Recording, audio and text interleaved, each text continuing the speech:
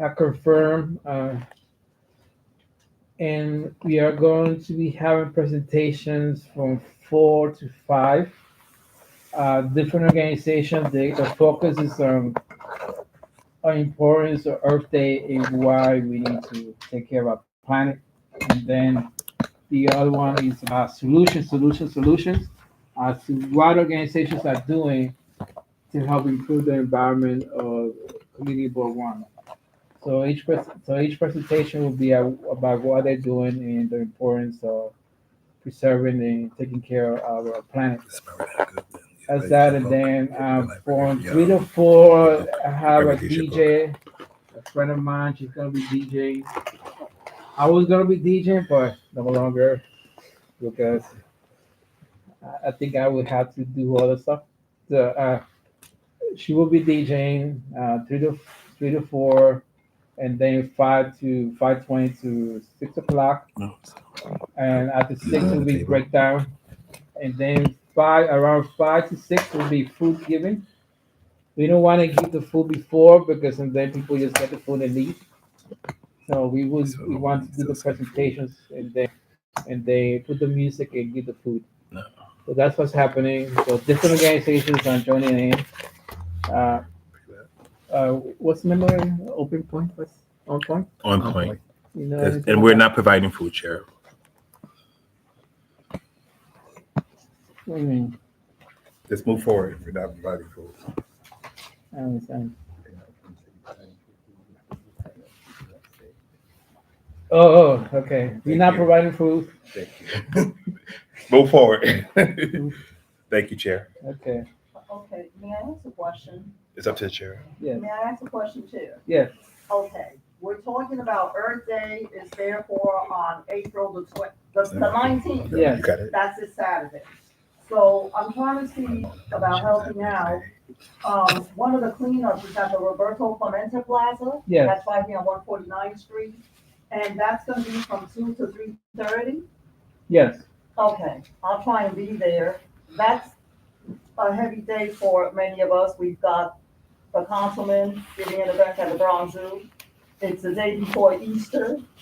So I know, and I understand that Mother Nature, the weather has not been very cooperative. We've had a rainy Saturday, which is why it had to get canceled to be. I understand that.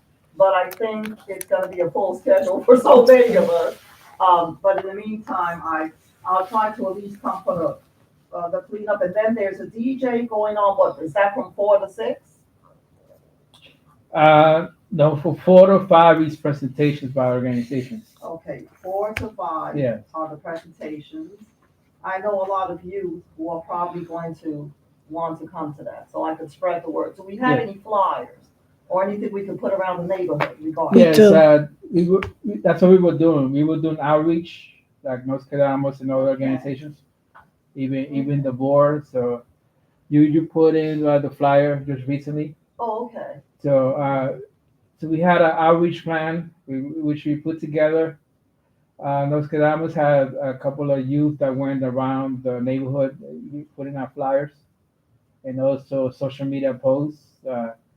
He had to we had to do it again because, like I said, it was postponed. So we had to tell the people that RSVP that it wasn't going to happen the Saturday. So hopefully, the last RSVP was 21 people. 21 people that RSVP, and some brought tonight, but I don't want to get quoted, so I had to wait for Matthew to give you the numbers. But I think the last time he said he had about 30 people for uh, for his side of the cleanup. And then AOC's office staff, they will bring their own uh, volunteers. So they have their own outreach efforts too. So they have at least 10 people. So if we are successful, I think if we have at least 50 people, it's fine.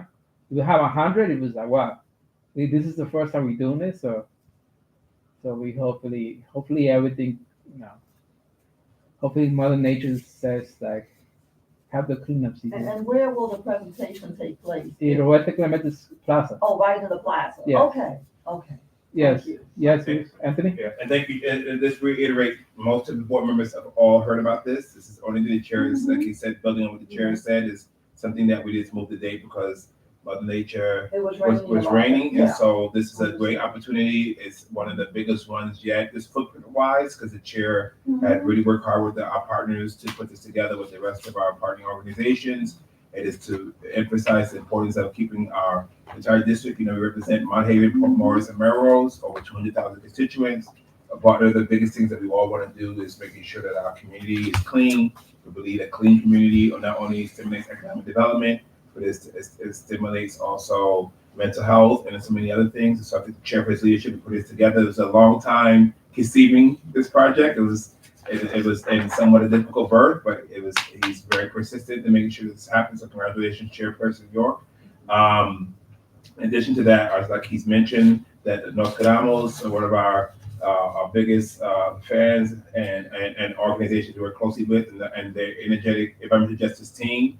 They when they first started out, they didn't let me sleep as district manager on how much important environmental justice means to the community, especially working on major environmental justice issues as the dry cleaners and brownfield cleanups and so many other things they focus on. They presented it very well, as the chair mentioned. So what the chairperson wanted to do is make sure we make this a one-time effort, but it's going to be an ongoing effort as we go into a new season.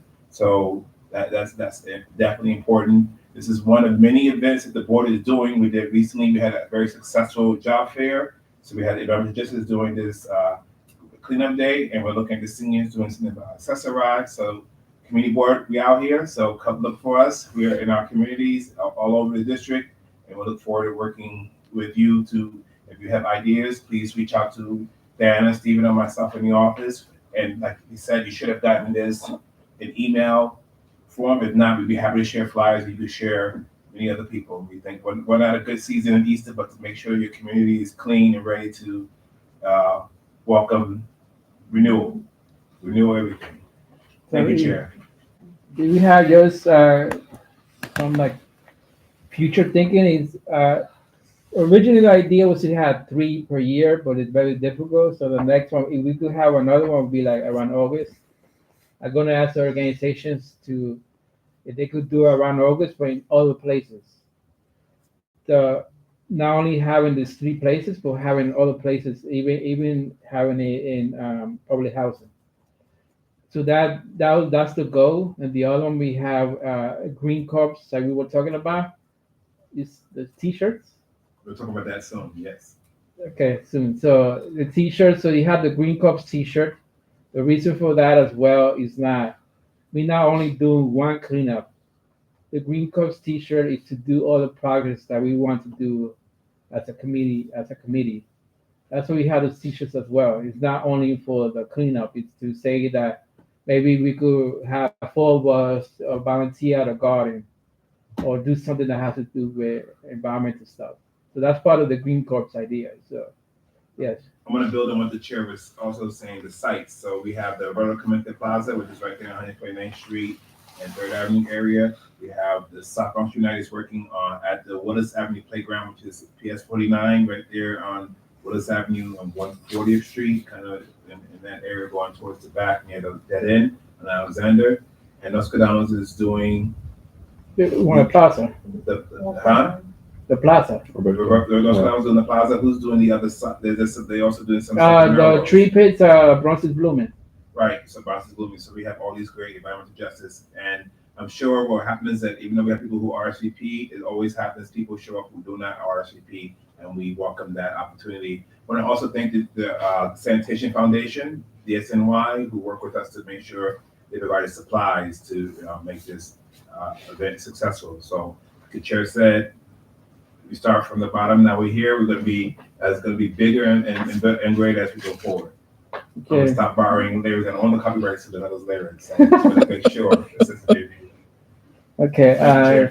Anybody have any questions? There no questions for that. Okay. So the next one is the poop map. So as somebody that new here, we have a survey, and then you fill out the survey, and then the data goes to a map. So you put the point on the map. It has to do with feces. So Animal feces, not regular. animal, dog feces. Just to be clear, not human stuff. Anyway, dog feces. For sometimes you don't know, but yeah. So hopefully that's what it is. Uh, so what we're doing right now is gathering data. So that's one thing that I want to do, data. So in a couple of months, once we gather more points, we know where the areas are that need more support, where these things are happening, right? Because you can see the clusters of where a lot of this poop is happening. And also presenting that to the community board and all the Department of Sanitation and all the people to say put more resources to do something or plan something to deal with this poop issue because it's everywhere. I mean, just today I walked into like four of them. You know, almost stepped in two of them. But anyway. So it just prevailing everywhere in this neighborhood. People don't clean up themselves, and as and there are people that do it. That twice I saw people actually had their bags and things like that, and they picked up the poop. For the other ones, no, they don't do it. So we try to use data to prove the areas that you need more resources or support, and then do a plan or something to deal with this poop issue because it's also mass sanitary and like rat pack stuff, trash stuff. And you want to talk about history, rats is what caused the historical stuff with diseases. So you got to make sure to take care of that stuff. So that's a poop map. So we're not putting it in public because the concern is people will put inappropriate pictures. So what you do, you could take a picture of the poop and then it downloads, and then we could see all the pictures online. So I have it, Audrey has it, you have it, I think Matthew has it, and another person has it. So five of us have it. So we start accumulating data and then seeing this, and then also the data has the times it happens when we take the picture, right? So we could categorize data and all that stuff. We could analyze it in more detail and then find out where this is happening, and then telling organizations and also educating the public and educating people why about this shouldn't be happening. So that's the poop map. Um, Anybody have any questions? Yeah. yeah, I have the survey and I have it because thank you for sending the link. I'm gonna be honest with you, especially with the weather being all breezy and everything, I have had difficulties taking out my phone Okay. and navigating that, but I'm getting used to it. And Good. I'm gonna start doing that. But you know how weather has been in the middle of the rain and everything. I found it difficult to take out my phone and start taking pictures of poop and carrying on with it. So I'm gonna see if I could kind of gear myself to the technology Okay. aspect of it. I wonder if is there a way that we can do that survey without putting in the picture? That's required. Okay, I realize that Yes. because you did send me the link and I'm thankful for that. But I did find it difficult in the middle of how weather has been. Okay. It's been cold. We haven't really had springtime this April. So the truth is that I have bumped into many. I'm the one that actually today, for example, I clean up around the garden. I belong to my community garden. I'm the one that I picked up so much poo. It's unbelievable. Okay, so yeah, but my main concern at this point, and one of the people who started that advocacy, um, I don't understand why isn't the law being enforced? It's illegal not to pick up after your dog, and I guess I'm being a little bit aggressive when it comes to the advocacy of that. I feel that if some people in certain neighborhoods could get fined, that should be the law all throughout New York City. Okay, if you go to certain areas in Central Park or so forth, you get a good $200 fine if you don't pick up after your dog. Now it was working once they were doing it at Francego Park, and it was working, but they stopped. Okay, I was born and raised right here in this area, have lived here all my life, and at one point they were very strict about a person not picking up after their door. And I wish those regulations could come back. And I feel that that's really the only way. I think it's good that we're doing a statistic, and I thank you for that survey, Caesar. I think that's a good input to prove because everybody just. But I'm getting ready to bring this up to the environmental. I understand that the NYPD does have an environmental section to it. That's what I heard. I'm going to investigate that, and I'll come back to the committee with that report. Okay? Okay. Anybody else have any questions regarding the poop map or the? No, I think that is a great idea because everything is focused on data. And if you have data to show, then that makes it, they work harder. So the data with the pictures and the data with the survey will be presented somewhere where maybe a politician or community, people who make laws and policies, they will have data to say, this is this will we go, this was, I think that data in the survey is very important that you collect. I think it's a good idea. Thank you. The only thing I think you mentioned 5 people, maybe to me, you mean how many community boards is in the Bronx? Maybe have 2 in each community board, community section of the Bronx. Not if you have 5, I don't know where they're located. Are they all located in the South Bronx, Mount Haven section? Do you have some in Brownsneck section? Do you have some, I mean, so because a lot of times when they use data, they compare it with another area. Yes. Right now, we just started with Community Board 1. So all the points are in Community Board 1. It's not really tracked next in those areas, but it has the potential. But then that will be like a policy administration stuff. So, but right now we are starting it for the Community Board 1 to have its data, and then pushing what RG is saying. So he's saying that we are not talking. This is the proof. Do something about it. It's also a pressure, way to pressure it. So we're being logical about it and analytical. We're not doing rhetoric and just saying things. It actually proves the problem. So that's that. You have Anthony. You have something? Yeah, I was going to add that this data can be used in several ways. It talks about a pilot program that the administration Adams administration could use to start issuing fines in a concentrated area, whether it's in the NYCHA communities, in public parks, or in other places. So this will help to make those data. We'll also talk about how we can add poop bag stations could be located in high impact areas to do that. So the data, like the chair mentions, makes it very easy for us to use the statistics to be able to stimulate a conversation, then intimate solutions. This board has been very purposeful at making sure that we're reactive to a situation that was around because it is a part of environmental justice. If you can't walk around, enjoy food, enjoy evening, or you're making home without stepping into a pile of something.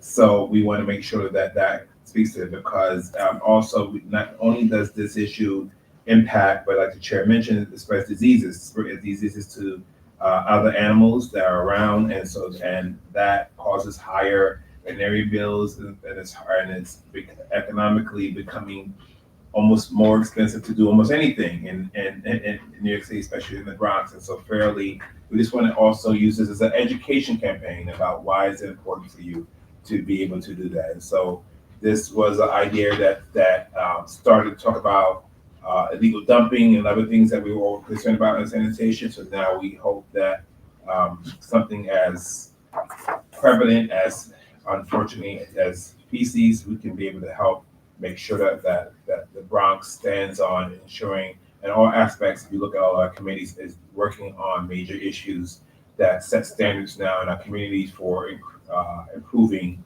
environmental justice and sanitation in our district. So we could definitely use anyone to do this in an interactive way, and using technology is something that's a big part of all our committees to be able to make sure that technology tells a story And like you said, using data, statistics to do that, you can't, some of those things you can't run from.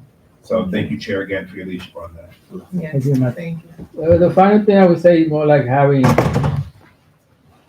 and like Matthew, they say we deal more with like the east and more with the west, east, north, right? We does things. So those five are actually spread out. RG's more like Melrose, right?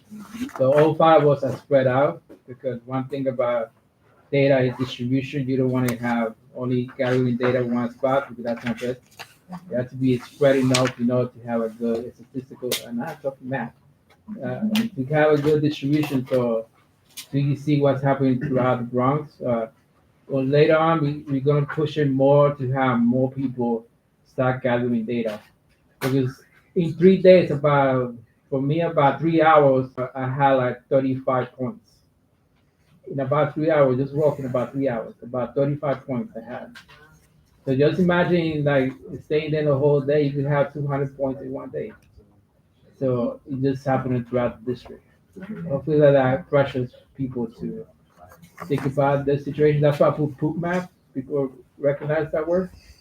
So they'd be like, and it's also telling them like, you are pooping on your neighborhood. That's what it says. So anyway, that's that. So next up, oh yes, this is the cleanup flyer. There's one going around, chairs with the QR code, people can RSVP if they haven't already. The QR code right here is for the RSVP. So next up, we have a presentation. Alex Patterson, Coordinator, Public Power New York.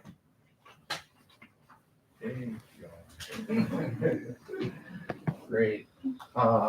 Thank you so much to the chair, to the committee, to the district manager for having me here. My name is Alex Patterson. I'm the coordinator of the Public Power New York Coalition. I'll start off just telling you a bit about who we are and what we stand for. You go to the next slide. We are a coalition of all these organizations, mixture of community groups, political groups, unions, such as like ESC CUNY is now a formal part of the coalition. The slide needs to be updated to reflect that. And we formed in 2020, around 2020, after the passage of the Climate Act in New York State. Go to the next slide. And what we stand for is the idea that our energy system, the grid, should be a public good, owned and controlled by the public, 100% renewable, keeps rates affordable for everybody, and addresses the historic injustices that have been done in many Black and Brown communities who have felt the heaviest burden of the fossil fuel energy system. And South Bronx is certainly like a very emblematic of that. So next slide, please. And so we came together to pass this bill called the Bill Public Renewables Act, which passed in the state budget in 2023. And it's currently in its implementation phase. And so if you go to the next slide. In summary, as succinctly as I can say, what the bill does is directs and authorizes NYPA, the New York Power Authority, which is the oldest and largest public power authority in the country. It was started by Franklin Delano Roosevelt when he was governor in 1931 as sort of a prelude to the New Deal programs that he would do while he was in the White House. And he created in his words, were to give the power back to the people, which is theirs, referring to a lot of the hydropower and the hydro dams that were being created at the time. And currently what NYPA does mostly, or previous to this, what NYPA had done mostly was own and operate the large hydro dams, the St. Lawrence and Niagara power dams that generate a lot of the current renewable energy that New York State generates. And so we saw NYPA as the perfect vehicle to advance the clean energy transition, especially where we saw the market failing over since the Climate Act passed in 2019. A lot of projects were proposed and a lot of projects fell through due to inflation, due to supply chains, due to a myriad of different circumstances. But NIPA is sort of insulated from that in a way because they are able to build out so many of these projects through their bonding mechanism. They have AAA rated green bonds, which gives them the ability to finance these projects sort of for the public good and run them without the need to make a profit. It does get a lot of other things as well, but we'll get into that in a second. Next slide. So NIPA, one of the other things that the bill did was accelerate the timeline for phasing out the peak power plants that operate, the ones which they operate. So in New York City, there are 16 peak power plants, and just for review for anybody unfamiliar or hasn't heard about them in a while, they operate at times of peak electricity needs. So when it's in the hottest in the summer or the coldest in the winter, they start up these power plants, most of which were built in the late 90s, early 2000s to sort of act as a stopgap for when electricity need is the highest. And they run, because they were never meant to run for long periods of time, and they were not built with the same sort of standards that a lot of like other gas-fired power plants were. So they're particularly polluting and particularly like very bad when they're running. Like people complain of soot on their windowsill, and people who live near peakers, certainly have has been proven that they have high rates of asthma and cardiovascular disease, as well as other things that are related, but there's no causal relationship proven yet, like cognitive impairment, things like that. So there's a real need to phase these out. NIPA owns 2 of the 4, which are located in the South Bronx over in Fort Morris. They're required to phase these out by 2030. This May, they're supposed to put out a plan on saying how they're going to do that. Unfortunately, also in the bill is a sort of opt-out off-ramp for NISO, which is the sort of independent system operator, which sort of regulates and controls how much electricity is coming at any given time. And they can, say there's not enough generation capacity to take these plants offline yet, so we cannot phase them out by 2030. So we can go to the next slide. One of the other things BPRA did was create the REACH program, which is the Renewable Energy and Access to Community Health. Basically, all the projects that NIPA builds, the surplus electricity which they sell back onto the market, which an investor in utility would go towards stock buybacks or dividends for shareholders. This money that would be made from that goes directly towards ratepayers and low and medium income households to get them direct credits on their energy bills, which is looking at your comment bill right now is much needed for anybody. Next slide, please. And one of the most exciting things to me, I am a student at CUNY School of Labor and Urban Studies. I come from the labor movement. All the labor provisions in the bill were written alongside the AFL-CIO. Has gold standard labor provisions, just transition, meaning NIPA needs to seek to employ workers coming from non-renewable utilities, such as like the peaker plants, who have or are in danger of losing their jobs, as well as $25 million per year for workforce training, which is already starting to be distributed. Next slide, please.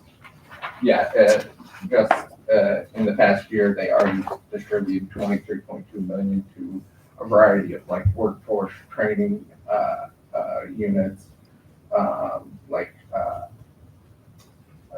name the organizations, right? But unions, a couple of organizations are already starting to see this money, and they're implementing great sort of wraparound job training services, so that folks who face systemic barriers to entering the trade, such as the need for childcare, that is covered for people looking to enter into the green workforce. Next slide, please. So this is just a summary of everything I just said. Next slide. So NIPA's plan so far. So to take you through a brief timeline, in November of last year, they created their first strategic plan for how much renewables they're going to build. Their initial proposal was for 3.5 gigawatts, which started off a months-long process of public comment period.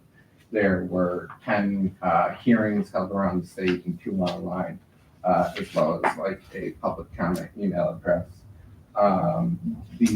There were 2 held in New York City, both of which were in Manhattan. One of the gripes we had is we thought there should be, one in every borough.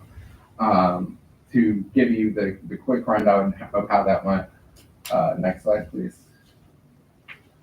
This is just a visualizer of sort of how much they were proposing to how much is needed to meet the 70% renewables mandated by law by 2030. Next slide. So their final plan ended up being 3.3 gigawatts, which was actually down from the their initial proposal. Some projects will begin to come online this year. Next slide. So what we had been calling for since before this first strategic plan to be put out is at least 15 gigawatts by 2030. Which is obviously a lot more than they're planning to build. So that would be, in our estimates, between 20 and 30,000 good green jobs, which were not there previously. The ability to close those peakers because we have the generation capacity to meet the base load, so that these peakers can actually be put into retirement, not just continually kicking the can down the road. And there needs to be an increase of at least 5 gigawatts in Hudson Valley, New York City, because currently there's only one project proposed for New York City. Next slide. I'm going to sort of run through the rest of this pretty quickly. This is also about decarbonizing public schools, working alongside the PSC community to formulate good plans for NIPA on that. Next slide, please. This is just an event we held last summer at the Williamsburg Peaker plant, sort of anticipating the next phase of China. Next, please. So this is from the hearings. Next, please. Sorry. So yeah, we submitted over 5,000 comments, vast majority in support of our 15 gigawatt build out plan. Which was also supported by the AFL-CIO, the American Lung Association, Congresswoman Ocasio-Cortez, numerous other, people, the Black Puerto Rican Hispanic Nation Caucus in the legislature all supported this plan, but we'll get more to that in a bit. Next slide. Next slide. So because we put, so much immense pressure for them to really up their game, they have decided that they are going to revisit this plan this summer, and we'll be looking to add at least another 3 gigawatts to the plan. So that, in addition to the May peaker plan, decommissioning plan, will really be big things for us this summer. Next slide. Next slide. Yeah, next slide. Yeah, I think. Okay, yeah, what's missing? People plan. That's about it. So the basically what we are looking for is support from Community Board 1 in the form of a letter to both Speaker Adams, as Councilwoman Sandy Nurse has introduced a resolution in favor of all the things that we talked about: the 15 gigawatt build out, the wraparound jobs training, the closing down the peakers, the giving, building more so that folks can get more discounts on their energy bills, as well as the New York Power Authority Board of Trustees and the governor, who ultimately has sort of the hovering power over the Power Authority. So that, as well as, we would love to, in the future, especially this summer, as these public hearings and things start to come to be, we don't know many details right now, but we'd love to work alongside to get more community input into the public hearing process, and to make sure people in Melrose and Mott Haven and Port Morris get their voices heard on, what they feel the Power Authority could be doing better to make this plant actually work for New Yorkers. So that's about it. I'll take any questions if anybody has them. Anybody have any questions? I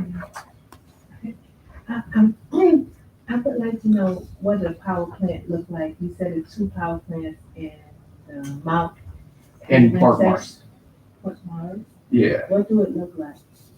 They're big kind of smokestacks. Like there's big, like the big smokestacks.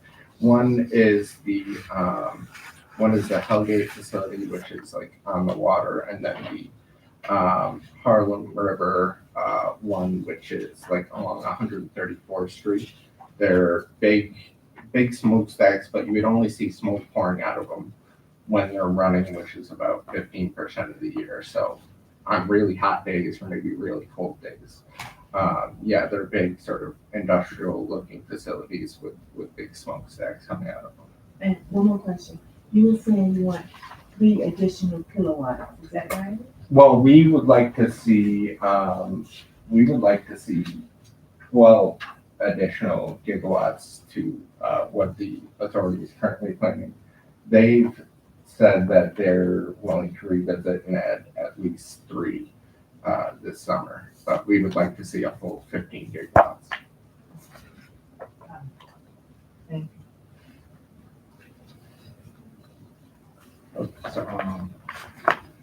So yeah, I have a picture here of one of the locations, one of the 2 locations. This is the Hellgate. Yep. This is the Hellgate. Yeah, this is what they look like right on the waterfront. A lot of people never been there. Yeah, because all the way. you see it when you're driving on like Buckner or whatever, but Yeah. Right down the Brooklyn. It's actually very close to our neighborhood. I have a lot of questions, but I want to make time for everybody else. You mentioned that, by the way, I'm from South Bronx Unite, and so been in contact with the coalition a little bit. Yeah. We worked with Earth Justice on, doing a study of the peaker plants in the neighborhood. And although they're only supposed to be running in times of peak energy consumer demand, we found in the study that they're running more regularly than that, which means more pollution. So one thing I wanted to ask you is, how does the REACH program, which sounds good, like the giving, low income households a automatic utility bill credit, how is that connected? It seems like that might complement the HEAT Act. The HEAT Act, and to be honest, I am not super on top of everything happening with the HEAT Act, but to my understanding, that is about taking new gas and oil infrastructure. I know it is related to utilities, which is like, for anybody who doesn't know, the way that utilities are able to make their profit is on new infrastructure spending on things like that. I know that the HEAT Act is related to that, so it is related in that sense. But the idea for the REACH program basically is that for everything that NIPA is able to generate beyond what their customer base is. And their customer base is mostly public entities like the city of New York or different municipalities around the state. They are able to take the surplus of energy beyond what they need and sell that back onto the wholesale market, and then net money instead, which currently right now they do that already, but then the money goes to economic development funds, which some are good, some are not so good. Like we don't think they should be giving discount energy rates to Amazon and Lockheed Martin, but it would be better to see that money directly into the pockets of New Yorkers who need it most, which is the idea behind the REACH program. And I'm also curious, you mentioned like the green jobs training for, underrepresented communities. Yeah. What percentage of funding is going to go towards that? Or like roughly an estimate? Towards training underrepresented communities. Yeah, green jobs training. Yeah, so it's there's nothing sort of statutorily mandated about who and what gets the training. I'm sorry, I'm pulling out my phone right here so I can remember the name of a few of the people who got this money already, like the Urban Green Council and the district carpenters. But I know some who already are getting that money, such as like La Una, do have requirements in where they're recruiting, like attempting to recruit from people who live in NYCHA, people who've been formerly incarcerated, that kind of thing. So there's no direct amount. They're outside like the CLCPA requirement that I think it's like 30% of the sort of new development needs to be directed into EJ communities. But there's nothing specific that I can think of unless there's like a NIPA, the way NIPA is going about it, that I don't know about. Thank you. Yeah, hi. I have a question. So you mentioned that you're building an energy system. You say this is a public good owned and controlled by the public. My first question for that is, how is it owned and controlled by them, and what makes it that public good? And you also mentioned that it keeps the rates affordable for all. Do you have any numbers to give me, like what the rates would be after this public good is initiated? How would it look? Because I feel like these are things that NIPA is looking for. They want to see the numbers. They want to see how it's going to work. That's right. So those are, I think the page you're referring to is sort of like a statement of our values. Rather, yeah. But I will say, like, NIPA is a public entity in that it is not privately owned. It is a function of the state, but it's not sort of, they don't get normal appropriations from the state budget, so they're not, taking tax money to do this. They sort of run as a public company, which is in our ideal world, I don't know, how that would look, but they are the best thing that we have right now to advance sort of the build out of renewable energy.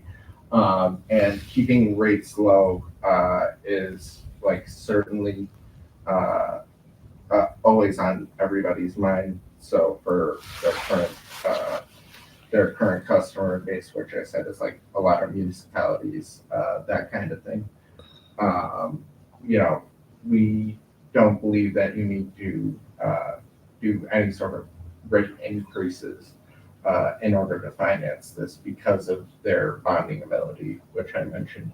A lot of the projects, like especially distributed energy resource, can come online rather quickly and be rather profitable in order for them to meet their debt obligations and to also do some of the good things that we're talking about, like give people credits. So we don't think that the that the energy transition should be financed by ratepayers, especially, the most energy burdened among us.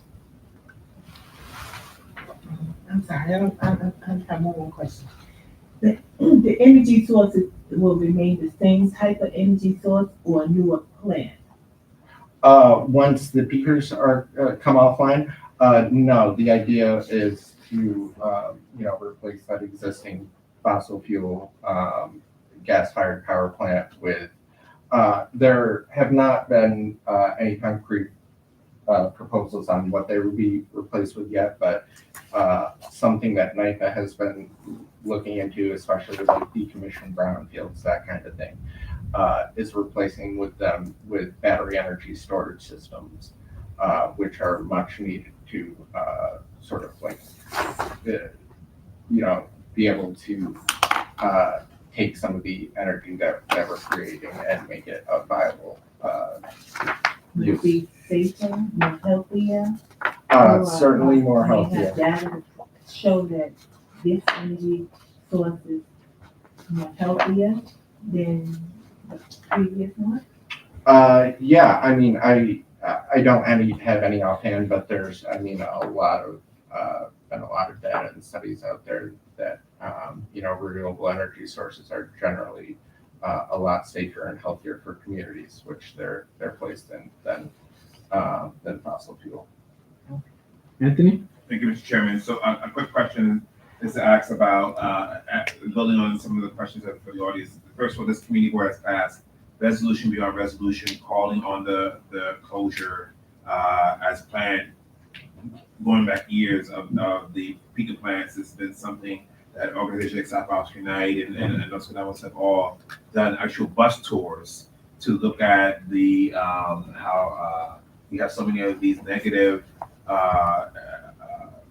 environmental injustice facilities that have been around. I'm talking about from Hunts Point all the way up to oil refineries to the Pika power plant. And we had a bad superstorm that came. And since these facilities are along the water, what it could do environmentally to impact us already on top of all the other environmental injustice that's been happening with us.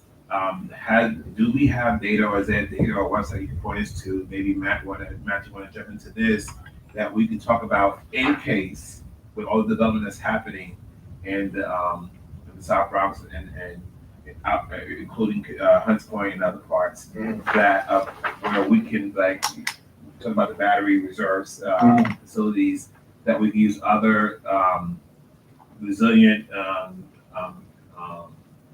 opportunities like wind turbines and solar and so on, that can continue to have that self-powered.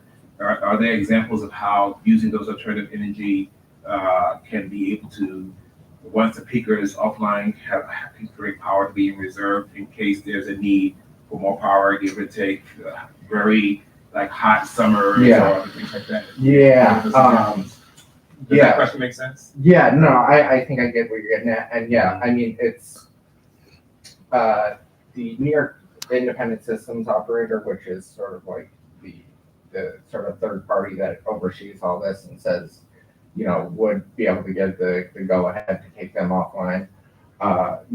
We feel that they would not want to see just a replacement of that generation capacity, but actually quite a bit of a surplus beyond it, in order to give the green light to take them offline. So yeah, there would need to be a significant build out of a combination of onshore wind, offshore wind, solar, distributed energy solar, battery storage systems, all these different types of renewable technologies, in order to take them offline. Unfortunately, right now, from the federal government, the offshore wind seems to be off the table for just about everyone right now. So there are going to need to be sort of more creative solutions coming from the state level, and the state needs to lead on this. That's where we talk about getting creative with making sure that all our public schools are decarbonized and can create serve as renewable energy generation sources or our community campuses or the MTA. Working Our with large other- institutions. Yes, our large institutions that have the ability to host and facilitate these projects in order to make them come offline, so that we have that sufficient capacity to be able to take the peakers offline, which is Is there a projection, like, do we need to create, and I don't know if as Nostradamus or as Dr. Mack has thought about, like, what should we be doing, like, in future development of properties or like you mentioned, our buildings, what they would take, can some things happen simultaneously where we are using less and less of the peaker, building more and more resilient, renewable energy, sustainable energy in our developments happening now, and add that on to properties that can withstand the ability to generate that. Because if we look around, we have the Condison facility that they made it look like. Some people thought, hey, why can't I get affordable housing there? They think it's housing, but it looks like it's basically transfer stations. Right? We have all these other things in there. Is there? I know that those I think on some of the buildings, and I don't know whether it is this projection of what buildings look like in the future. There's some wind turbine on some of our affordable housing sites. I don't know, I'm sure it's operational or if it's using some sort of. I'm just asking, has there any thought that where we can be able to tell developers and so on? Because as we look at this as a community board, we look at our projects that we approve for affordable housing. Some of these buildings are 190 or greater units. What do we need to be doing as a government agency to encourage those things, and then pushing again how those when we have some of these city facilities that are just basically there, some of them offline, some of them online, to be able to make sure that they are looking towards a decade. And I'm sorry, Chair, if I'm taking a while, looking towards the future, saying that we are going to encourage that, because as we look at our community, we have to be the ones with solutions, because apparently asthma rates are not going down or not decreasing. We're looking at how development is happening at an expeditious rate. Not everybody's going for that platinum design. So I'm just trying to see, what do we need to do as stewards of the future of our district to be able to encourage that, besides to say close the peaker. And I don't want to prolong my explanation, but you get where I'm going with this, right? As a conversation. So I'll stop there. Thank you, Chair. Thank you. I have like 6 questions. I don't know if they have an answer. I don't know if anyone has an answer. You have an If I answer may, to that? Chair. Okay, go. Just a couple of quick thoughts. Thank you, Anthony, for that. That's a really great question. I think a lot of people in this room was involved, especially you, Anthony, with the City of Yes. City of Yes, and there was the 3 proposals: the housing, the economic, and the sustainability part. And then the Department of City Planning came to the community board. They gave a presentation about how each of those buckets would, be applied to each community district, including this one. I think, that was so much information. I know I wasn't completely able to absorb all of it. And, I think South Bronx Unite, we'd be willing to, really, together with the community board, with Nostradamus, really try to dive deep into City of Yes, the sustainability part, and what that will mean for the future of development in the neighborhood, because that's gonna, allow for more renewable energy and things like that in the neighborhood, to my understanding. So, we need to, really dive deep and make sure we understand that. And then, of course, we could think about, in understanding this information and understanding all the different work that all our organizations are doing, like South Bronx United, we're monitoring air quality in different parts of the neighborhood, and we hope to have that data soon to really understand what we got to do in the future. So, and I know Nostradamus is doing amazing work, and we're all doing amazing work. How can we maybe form a community-wide environmental justice plan, that gets at some of the things that we're talking about? To direct us as a, community-wide, how we move forward. So I'm willing to talk with the chair and get his respecting his leadership, and talk about how that looks in the future. Thank you, Mr. Chairman. Yeah. So, to be honest, a lot of people some people think I'm against renewables. I'm not against it. But when you talk about the peaker plants used to be like what solar technology was 100 years ago. We don't want to make that mistake again. We don't have new technology and not overlook things that could create other problems in the future. Now, one of them is converter stations. So one, I had like 6 of them. I mean, he said that about 15 gigabytes, gigawatts, right? Yes. Uh, New York City consumes 50,000 gigawatts per year. 50,000 gigawatts per year gigawatt annually hours. of Right. gigawatts, right? So you talk about a dent, that's not even going to make a dent. So for me, I was approach that it should be, we have to have a reduction plan. We have to have it because renewables will not be able to meet that consumption. That's always been my proposal to everybody, and a lot of people don't like it. But renewables will only work if it goes to the level that it meets consumption. Right now, I think New York State is about 500, 1.3 trillion BTUs are used in energy. That's a lot of energy being used. So, and that's a lot of minerals and fossil fuels that will need to be doing that to produce that energy, to make that energy. And also, life cycle analysis of photovoltaics, you require fossil fuels to make photovoltaics. That's part of the life cycle analysis. That's what happens. We need the extraction of minerals. To need copper, you need glass, you need all that stuff that requires fossil fuels to make it. So one thing that against some organizations is like they say 100% clean. Not true. It's against the laws of thermodynamics. Everything will have waste. It's being clear to people that it's gonna have waste, but how much waste? So that's why I got a little bit kind of off with trying to figure it out. I used to go to school in Syracuse. A lot of people say New York City consumes a lot of energy, right? They consume a lot of energy. New York City consumes a lot of energy. That's why some of them don't like us. So people from over there from upstate New York. In Syracuse, when I was younger, when I was that was in the early 20s, 20,000. So 2000, sorry, 2000. So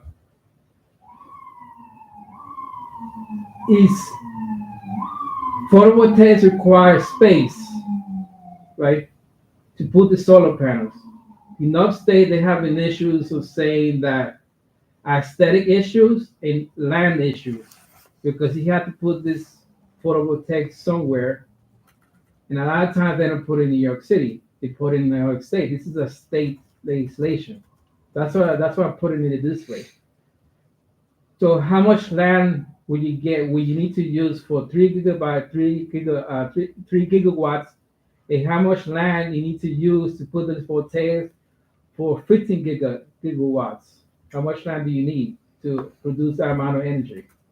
How much time? Land. Land. So if you could go back a couple slides, this is what 3.5 gigawatts looks like. And these are a variety of different technologies. So if you wanted me to give you an exact acreage on it, I could not do that off the top of my head. But and these dots aren't necessarily a representation of how big land-wise, land use-wise they would be. They're a representation of the generation capacity for each of them. So what we're looking at right here, the blue dots would be sort of greenfield solar, which is the mix of self-developed, and the co-developed solar, which is ones that are done in partnership with private developers. I agree that, and I think we have sort of, partnered alongside legislators who have concerns about the use of land upstate, say formerly farmland, for solar. We would prefer to see solar placed in sort of more better use places like brownfields, which cannot be used for, say, growing things or could be lived on, things like that. Because we're conscious there's also a housing shortage across the state. There's also all these things. So that is sort of a representation of what the amount of projects looks like for 3.5 gigawatts. As you can see downstate, it's just the one on Staten Island,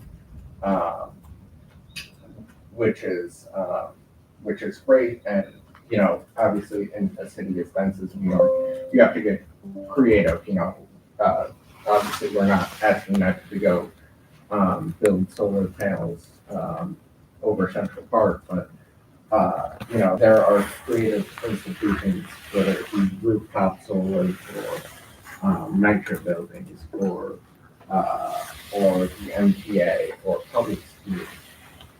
There are a lot of more opportunities than one would think to be able to develop some of these technologies in the city. And I'll just add one last point on that.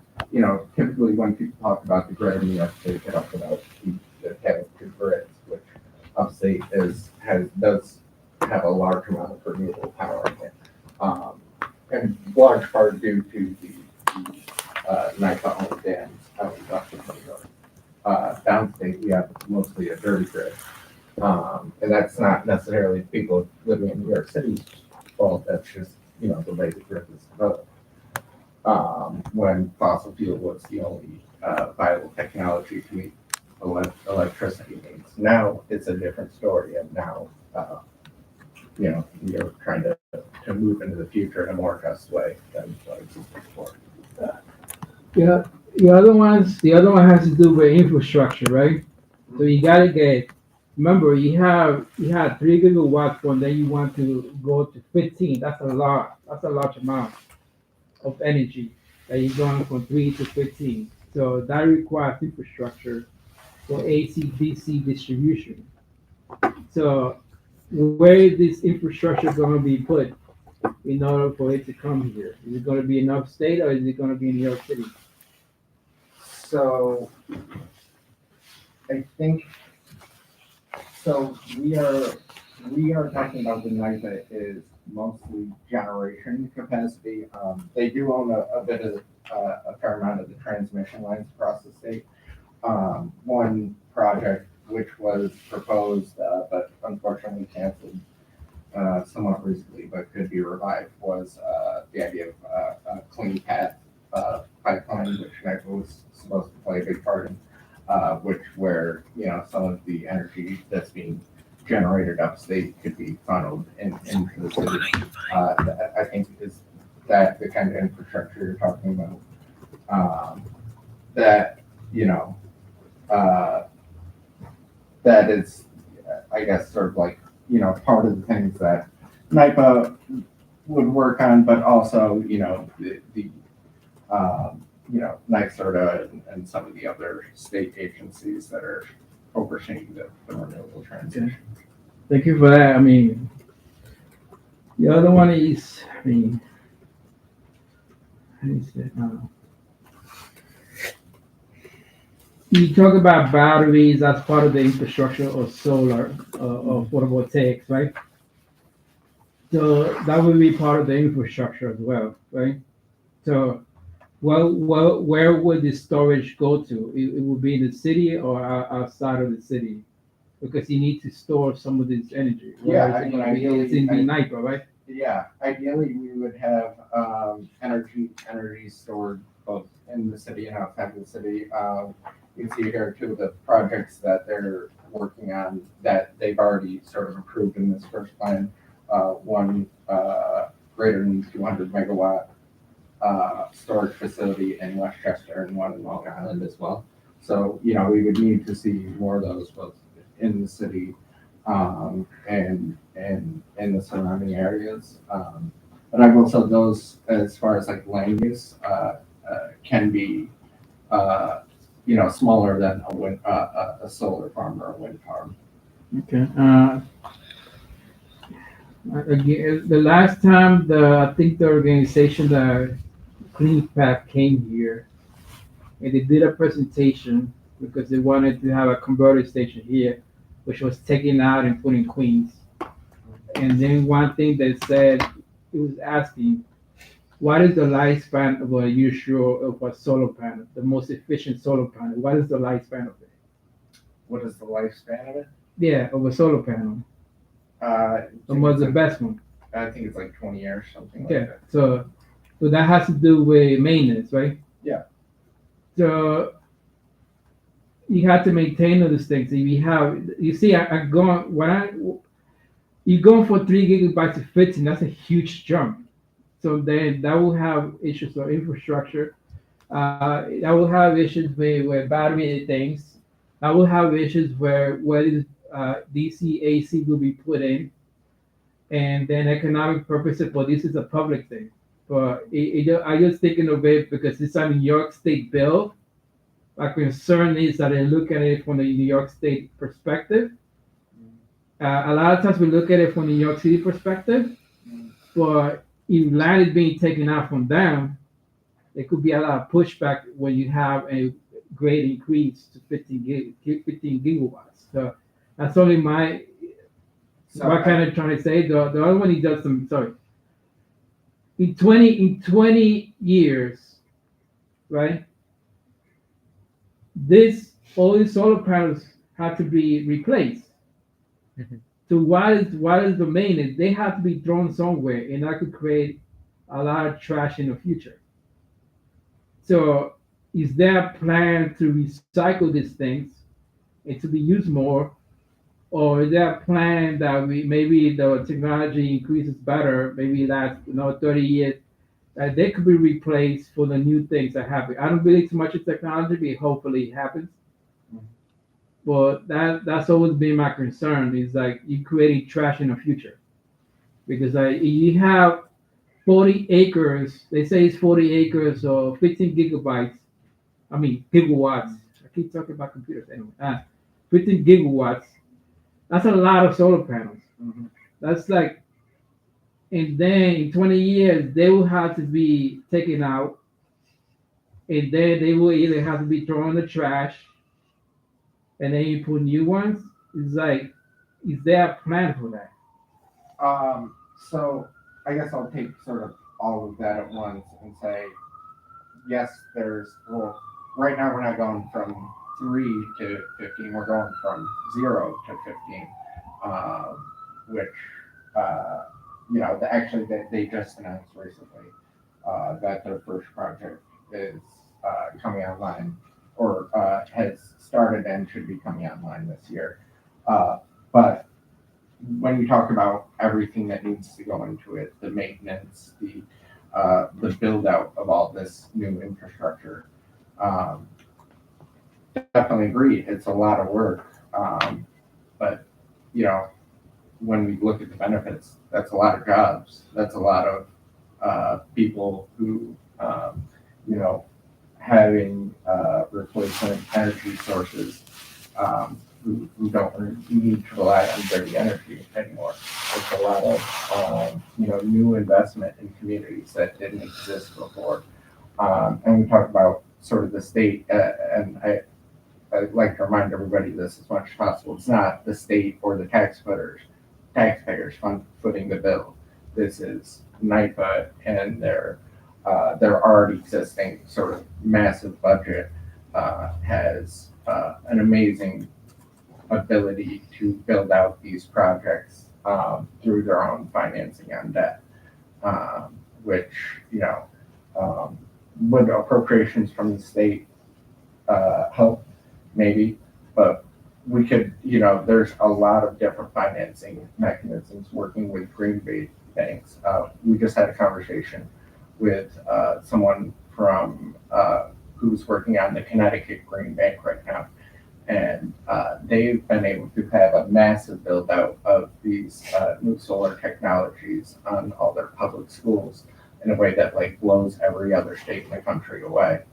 And in part due to their ability to sort of publicly finance these things through debt that doesn't necessarily get put on the taxpayer. So I hear you on that part.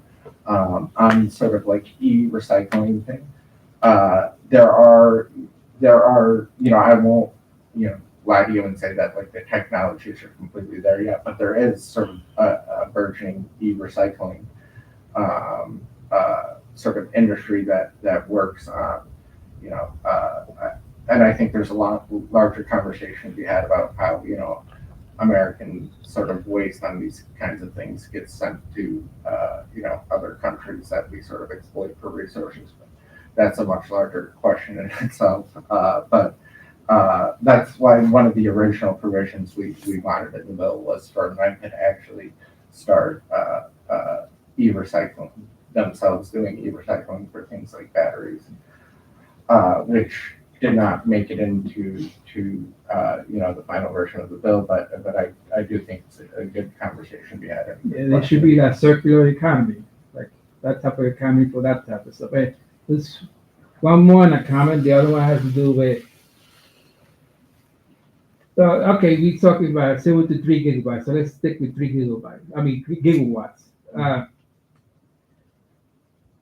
Do you know what neighborhoods will benefit from this first? Because it's going to go on the grid, right? So can you see where it's going to go, the energy? So currently with these 3.5 gigawatts or 3.3 that is coming online, that energy will currently go, see how much when they're actually built and come online. Right now, the energy would be going towards servicing existing customers. So again, municipalities, other public power authorities across the state, Green Island Power Authority or LIPA. I think LIPA is a different story, but so who would be benefiting? Benefit is sort of a broad term, but more like, so let's say more like energy wise electricity. Electricity wise. No, I know the other is too broad. Sorry, Yeah. I made it too broad. It's more like the grid is, say for example, the grid is going to provide electricity to Mount Haven or to the Port Morris. What neighborhoods are getting that? Do you know, or is it just so hard to know? So the way, actually, this is a good. New York City is Zone J in the NISO. The way they break down the grid. So, to be honest, I don't know enough about how NISO makes decisions on which sort of generation sources end up. So NISO is an independent Independent systems operator. They are, for anybody unfamiliar, New York sort of the way electricity works is broken into like 3 different things, which is the generation, which is mostly what we're talking about, the transmission, which has various, public and private ownership over like the actual infrastructure. But NISO is the nonprofit sort of third party kind of thing that oversees the whole operation and make sure that the grid is running sustainably, that they can see where there's shortfalls, where there's need for energy, and then the distribution, which is kind of national grid, those kind of things. Okay. This is the final one. I don't know how a lot of them, so Okay. the final one has to do with. This is why I learned in school energy return on investment. So over time you have less minerals, so photovoltaics become more expensive if we have lesser resources to make them. So is that being planned as well? Because future solar panels might become more expensive, photovoltaics, so the technology might become more expensive. So is that part of the thinking as well? Yeah, well, I would certainly hope so, and that sounds like, more of like a meta question for the entire, renewables sort of industry, but I would say the same is also true for fossil fuels, which are, sort of nominally and in practice, limited resource. Yeah. So thank you for that. I mean, fossil fuels. We're going to have less of it in the future, so we're going to have to move to renewables. But the point that I'm trying to make here is to also don't make the mistakes we did in the past. Look at the infrastructure. Look at the trash that we produce. Look at the extraction that you're going to have Yeah. to make these things. Look at the land that's going to be used. I think it was like 1.3 trillion BTUs for New York City. That's a lot of energy. That's a lot of consumption. And then there are people that say like renewables will never make that amount. That will require states to be full of photovoltaics to do that amount. But my concern has always been that you're going to have a converter station in our neighborhood, and then you say it's a public good, but we don't know if we're getting this energy. The infrastructure is being built in our neighborhoods while other people are getting benefits. Well, Right. that's what happened with the Pico plants here.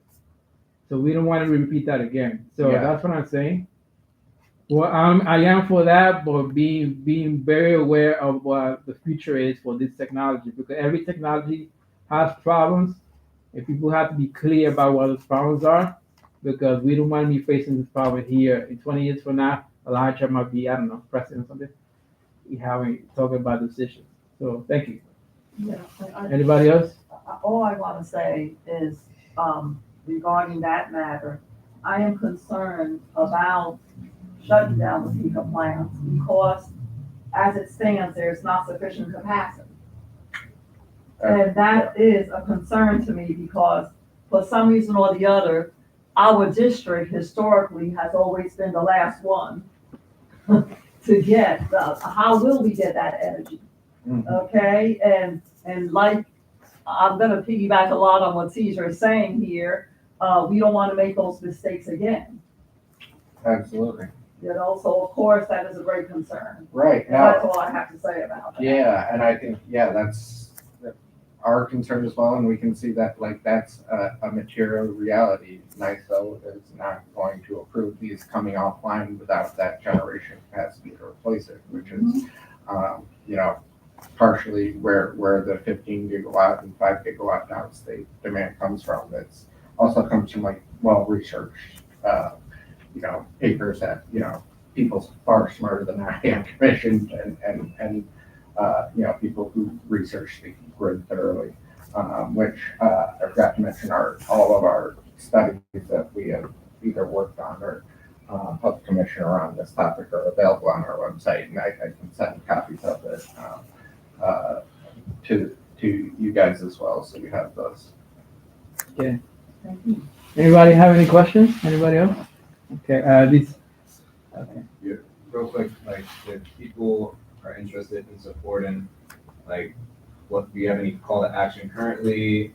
I know that you mentioned something about next month. There's going to be that report coming out. Yes. Will there be a public comment period or anything like that? Yes, well, not with the peaker decommissioning plan, but we are still waiting to hear from NIPA exactly when they plan to come back and officially update this plan, which would start off another public comment period. So we anticipate there will be another public comment period sometime this summer. We don't exactly know yet. I would think June or July. So we definitely encourage everybody to come out when that is announced, and I will make sure to share with the community board when that they do make that announcement, as well as we will have it on our social media and on our website. That's a good question. When that happens, where that's sort of like yes. the big thing we're thinking about. We do have some other actions, and there's a letter on our website that you can send We've included that in our social media and our Yeah. newsletters. Yeah. The one with Kathy Hochul and the wind turbines. Yeah, that may have been the one that was around the public comment period, but we have like another one now, which is just sort of like an interim thing, but yeah. Last follow-up question. So the thing in May, the report that's coming out, Yes. that's connected to the draft strategic plan Uh, that was, it's, that the public was commenting on in the fall. it's not necessarily connected, they're connected in that, like, they are both required by this bill we passed. And then they're required in that, like, you know, in order to take those offline, they need to add more to the strategic plan, but it's not necessarily a part of the strategic plan, it's sort of a separate report that they're putting out. Hold on, I'm sorry. Yeah, like- I appreciate, the presentation, but I would like to ask, and hope that you bring back some of the questions that we had with you so that can be included or could the answers be presented at the next meeting. Okay. Later. Hi, I know I keep talking numbers, and I'm sorry about that, but it's important to understand that NIPA is funded by bondholders, meaning it's funded by wealthy individuals, banks, and other terms of investment.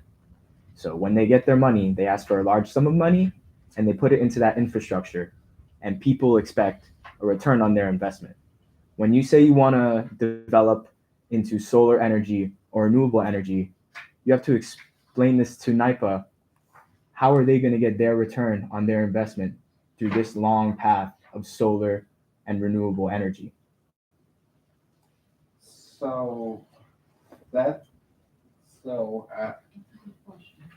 well, yeah, a bond is not the same thing as like making investment on the stock market. A bond is a guaranteed amount of money in exchange for this bond, which has a return, mostly long-term returns, which is not sort of dependent on, not super dependent on the ins and outs of what a bond issuer does. I will say, like, which is why I mentioned NICA has AAA rated bonds, which is like, that's the highest you can go by any sort of appraiser.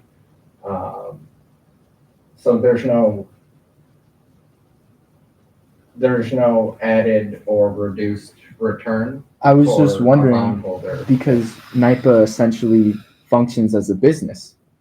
It's not, even though it's a public entity, Yes. there's bondholders that go into it. It's essentially a business. So it's important to understand how it would operate within that structure as you're bringing in renewable energy. Right, but it is also a business where the central return is not profit, but the public use of something.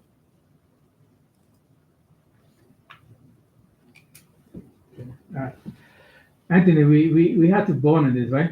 So this is a letter of support. That is correct, Chair. So we had to vote on this. So final thing I would say is one thing we have a good thing about this is a public thing, because the other wind offshore were private entities, and they all, I think about 4 of them, around 3 to 4, they said they were not going to do the offshore in the Long Island Sound. They cut up a lot of gigawatts of power.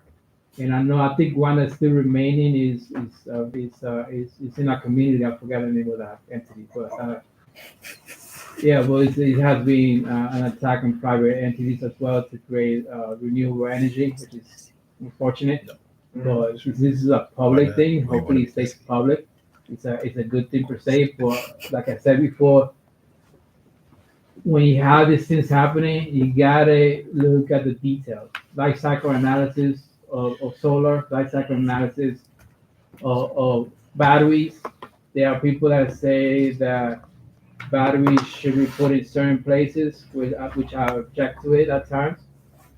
Well, thinking about this thing more clearly now instead of thinking about in the future, in which like you might have, you might not even have the money or the materials to actually do anything about it.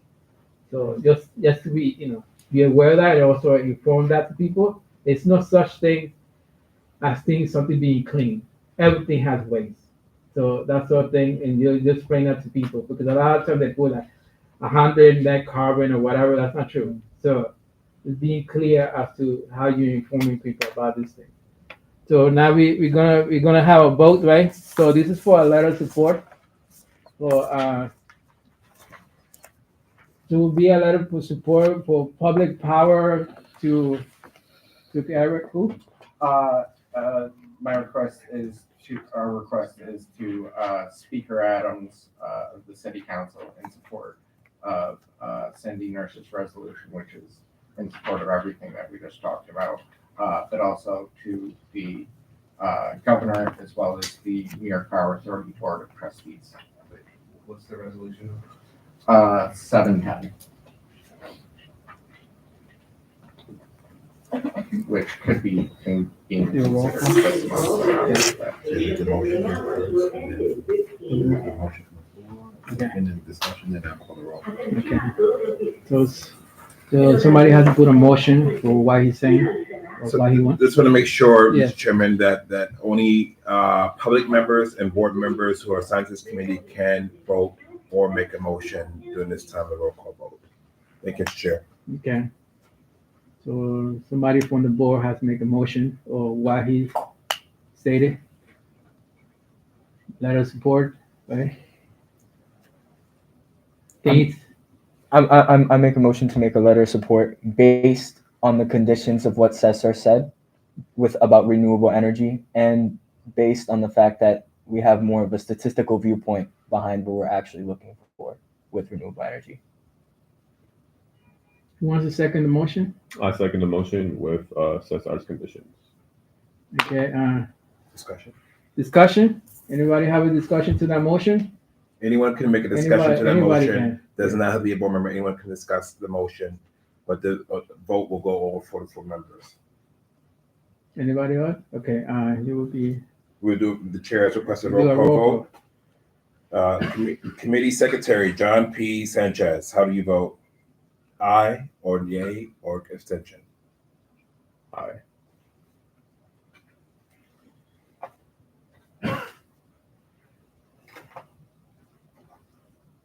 Matthew Shore, how do you vote? Aye. Argeli Ortiz, how do you vote? I, under the conditions, that the conditions be met, that have just been stated. I don't think we have to go over them again. I vote aye, if those conditions are met. If they're not met, my vote is no. So you have to, it's either, you cannot change his motion, you have to vote either for his motion or not against the original motion. So I vote aye if those conditions are met. So the conditions will go in the letter, so you have to only vote, you cannot change his motion. You have to No, continue. I'm not changing any motion. I'm voting aye upon those conditions being met. So you want the letter to be as he mentioned in the motion, Yes, correct? yes. Thank you. Vice Chair Elijah Rodriguez. Aye. Chairperson Cecil York. Aye. Mr. Chairman, the motion is passed. Motion is passed. Congratulations.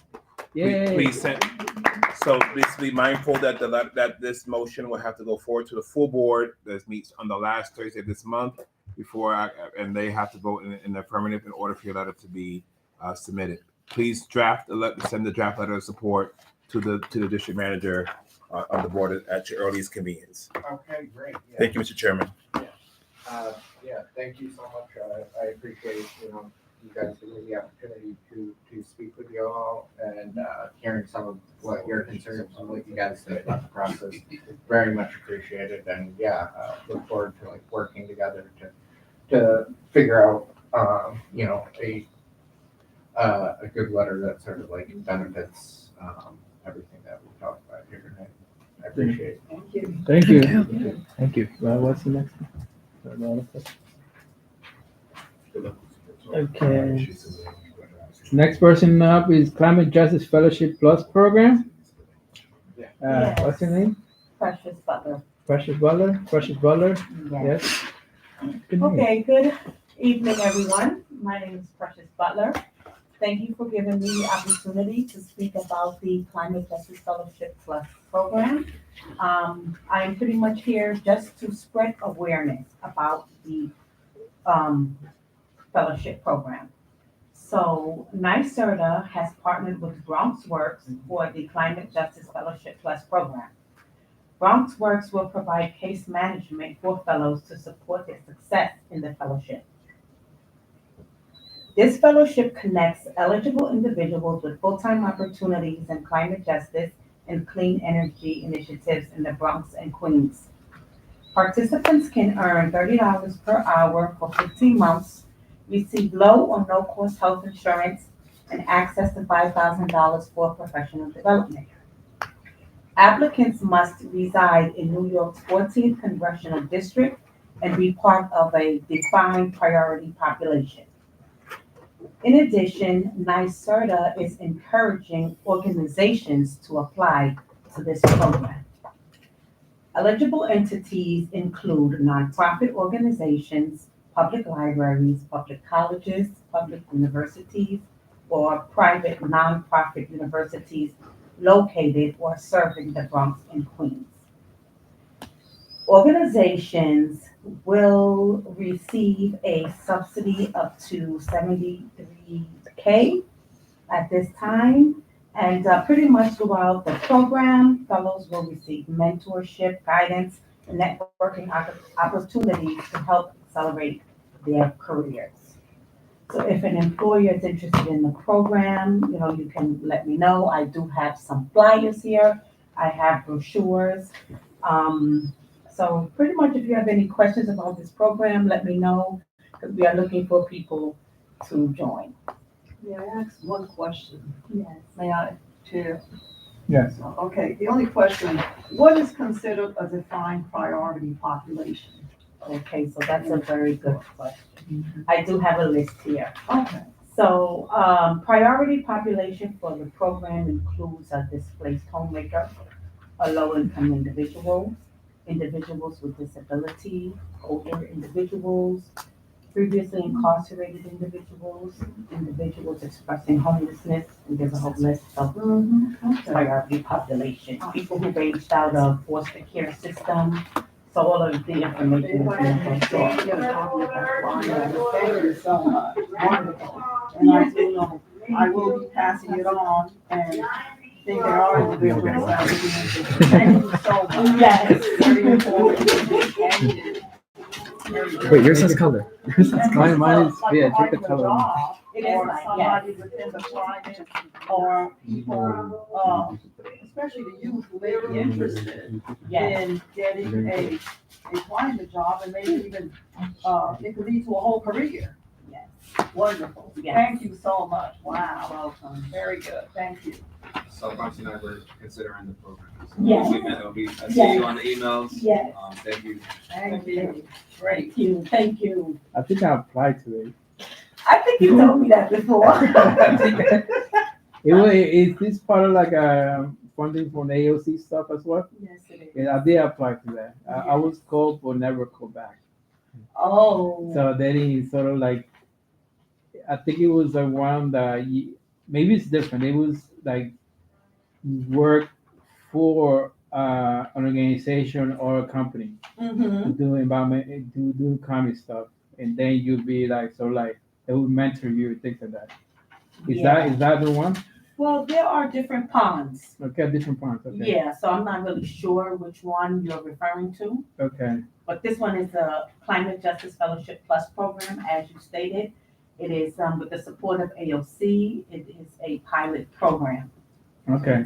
It's pretty new. Okay. Thank you for that. I mean, we need more of this, and then but thank you for everything. We already did all business, right? So all we have left is adjourn. How you do this again? Oh yes, somebody make a motion. I make a motion. Could I very Yeah, yes. quickly, Yeah. before we close the meeting on old business, Chair, Okay. this only take 5 minutes. I know it's late and I know we're tired. Okay, fine. Okay, but may I just, touch on some, one old business regarding the Melrose Environmental Committee, Okay, which we, I just wanna let our committee know, this is the situation in that 156th Street Melrose Avenue lot that, the Melrose Environmental Committee was formed, and it's regarding the state coming to clean up that lot, which was considered, to have harmful contaminants. So, last month, right, Chair, we were present at a presentation that was given by the state, and there are still a lot of questions that we're asking regarding that, and even the way it was presented, we are questioning that too. I just want to touch slightly base and kind of update people on that very quickly. DEC, that's the state, Department of Environmental Concerns. conservation. Conservation, sorry, I got it. But that's, of course, the people who are responsible for responding to this issue. It's been a long process and continues to be a situation that, we feel has not been, catered to, if I may, and has not been paid attention to by the state. So we continue to collaborate with that, and we are continuing to try to enforce what our concerns are regarding that lot, which is filled. This is the situation. I'm sure there was even an article about the dry cleaning contaminants that were left. And the state, supposedly is supposed to be responsible for cleaning up that lot, but unfortunately, it's turned into a big brawl and has turned into a situation that we are not satisfied with. Let me put it that way. So I just wanted to very quickly, thank you for 5 minutes that you've given me, and just kind of update our committee on the situation with that. Thank you. Okay, I have a question. How can we join this committee? Because like I live like 2 blocks away. Okay, well, yeah, that's right across the street from the office of Nos Quedamos. You know that, have you ever seen that empty lot that looks like it's full of garbage and everything else? Yeah, Nos Quedamos has been a part of this committee and it's actually an automatic part of that. What we will do is, I could send you an email, and the chairperson of that committee, Mr. Angel Garcia, which we're also part of, we're actually the people of the Rainbow Garden, which is right next door, are the people who got involved in bringing upon what's known as the Melrose Environmental Committee. So, yes, we definitely want you to join and be a part of us. I'll tell you what, Caesar, what we'll do is, can we send her a direct email? And I'm gonna make sure that happens, and afterwards, once we're adjourned, I'll make sure I get your email directly. And I'm gonna even email, I'm a delegate with Nos Quedamos also, so I'll make sure that everyone from NQ gets it, because it's right across the street from the office, and it's that empty lot there. And that's why I think it's great that you're gonna become a part of us, even individually. Because you're right, if you live in that neighborhood and you are a resident there, I would like to see everybody automatically be individually a part of that. So thank you for asking that question. Matthew? Quick question, and before the question, I just want to say y'all been doing an amazing job, like getting so much media attention, bringing all these important stakeholders. Y'all brought the EPA, the US EPA to Melrose to tour the community and to understand what's going on. My question is, I think Angel mentioned something in passing about Earth Justice, like y'all have this legal team from Earth Justice that is now looking at this situation? Yes, there's a legal team now looking at the situation. Exactly what was predicted about a year ago when we met at the Assemblywoman's office. Assemblywoman Jackson gave us, and we met with DEC. And, one of our members made a comment that came true. The media got all involved, the news was there, a whole committee, and they took pictures, and And there have been newspaper stories and everything about that, and nothing has been really done. The state continues to ignore this issue. And that's why Angel also made a presentation to us regarding that. And yes, there is actually now a legal team that will possibly be joining us and advocating to see if we can get this done. But you're right, it's been an ongoing battle. Okay, Jesus, it took almost 10 years to just clean out that lot. Okay, this is a lot for those of you who don't know, just very quickly, that was considered contaminants from an old-fashioned dry cleaner, which I understand affected many different areas of the Bronx. But we are breathing in those contaminants. They're considered very harmful. And interesting enough, it went up to the state. And let me just cut to the chase because the time is of essence here. But we keep going back and forth, back and forth. It's been a back and forth trail, and we feel. Let me very quickly. We're not satisfied with the output that has come from the state. And we feel to one extent that yes, we have been ignored. With all the media and all the news and all the attention and all the newspaper stories that have come down, we don't feel that anything has really been done to combat this situation and to really clean it up the way it should have been cleaned up.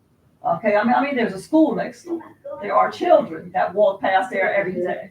Okay, again, like Aldi and just mentioned, no wonder this is a district with such a high area of asthma and respiratory conditions. And who knows how many people have already died of lung cancer, the whole 9 yards, when you have these kind of contaminants that we're actually breathing every single day. So yes, we continue in this back and forth situation, if I may, okay? And we are continuing to collaborate and to see what other forms of, because there have been a lot of compromising has happened, which I don't think should have happened to begin with. So I just want to give a little preview to everybody of the kind of give an update on what has been occurring with DEC, with the state, and with the Merrill's Environmental Committee, led by Angel Garcia. And thank you, Nos Quedamos, for the work that you have done, always on target with the climate justice situations in our neighborhoods, which we're all grateful for. So thank you, everybody, for giving me that attention. Thank you, Caesar. Thanks for that. Yeah, I remember I was there. We wanted more people. It was at the wrong location too, and then the information is technical, So we having these discussions like one thing that I proposed to them is like to have how you say, a case study similar to that one that explains what could happen to the space, because they have a lot of technical words that they use there, and then when you're talking to the public, it's like, what is going on here?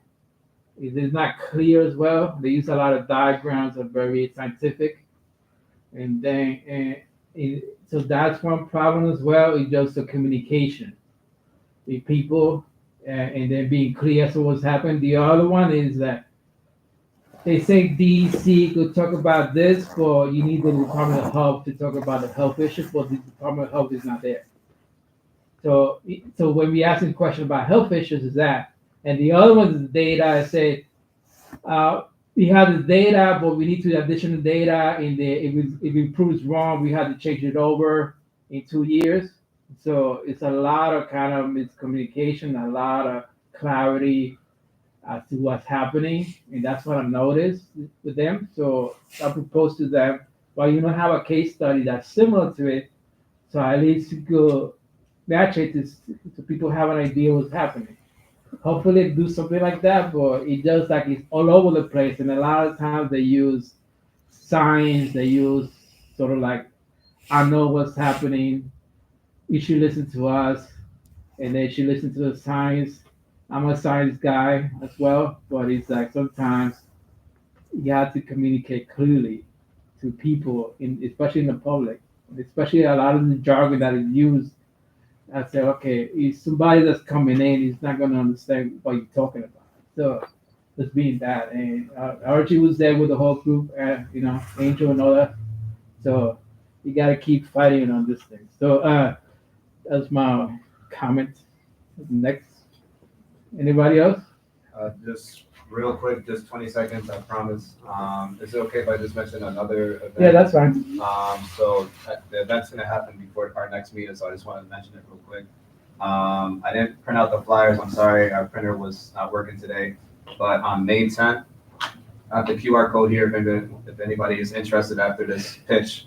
So we're gonna have an environmental justice like community tour done in partnership with a few local community gardens like Brook Park, the Bruckner Mott Haven Garden, and it's also going to be done in partnership with the New York Botanical Garden, which is super exciting. It's going to be a bus and bike tour, zero emission buses, and we're going to visit, several community gardens, visit some parts of the waterfront. Today we talked about the peaker plants. We're going to visit one part of the waterfront that's right next to one of the peaker plants, so you could see, this location and what it's doing in the community. So this is going to be like an environmental justice themed tour on Saturday, May 10th, from 11 a.m. to 3 p.m. So if anybody knows the Maria Sola Garden on Lincoln Avenue and 134th Street, we have a lot of events there. We're going to be meeting there. So that's Lincoln, like right down the street, a couple blocks down from Mitchell is where we're going to meet, and it's going to be fun. And we're going to have food, amazing food from, y'all know La Morada. We're going to have food from there. At the last stop of the tour, which is going to be the Bruckner Mott Haven Garden. So I just wanted to mention that event real quick. If anybody's interested, I have a QR code so you can RSVP, and spots are filling up fast.